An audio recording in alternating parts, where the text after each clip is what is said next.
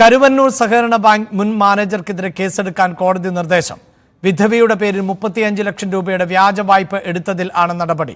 മുൻ മാനേജർ ബിജു കരീമിന് എതിരെയാണ് കേസ്. മൂർക്കനാട് സ്വദേശി ജയ്ഷിയുടെ പരാതിയിൽ ആണ് നടപടി. ഇവർ 2013-ൽ 5 ലക്ഷം രൂപ വായ്പയെടുത്തിരുന്നു. ഇത് 2018-ൽ അടച്ചു തീർത്തു. എന്നാൽ 2022-ൽ ബാങ്ക് ഉദ്യോഗസ്ഥർ എത്തി നോട്ടീസ് നൽകിയപ്പോഴാണ് വ്യാജ വായ്പയുടെ വിവരം അറിഞ്ഞത്. ഇരിങ്ങാലക്കുട ഫസ്റ്റ് ക്ലാസ് മജിസ്ട്രേറ്റ് കോടതിയാണ് കേസെടുക്കാൻ ഉത്തരവിട്ടത്. എൻ്റെ ഹസ്ബൻഡ് മരിച്ചു. അപ്പോൾ ആൾ മരിക്കുന്നതിന് മുന്നേ ഒരു 5 ലക്ഷം രൂപ ആൾ ലോൺ എടുത്തിരുന്നു. അത് ഞങ്ങൾക്ക് കുറച്ച് സ്ഥലം ഉണ്ടായി, അത് കൊടുത്ത് ഞങ്ങളത് വീട്ടി.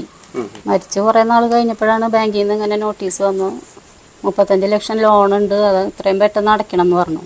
അപ്പോൾ പിന്നെ ഞങ്ങളത് പോലീസ് സ്റ്റേഷനിലും ക്രൈംബ്രാഞ്ചിലൊക്കെ പോയി. പക്ഷെ അവർ അവിടുത്തെ രേഖകൾ കാണിച്ച് ഞങ്ങളെ തിരിച്ചയച്ചു.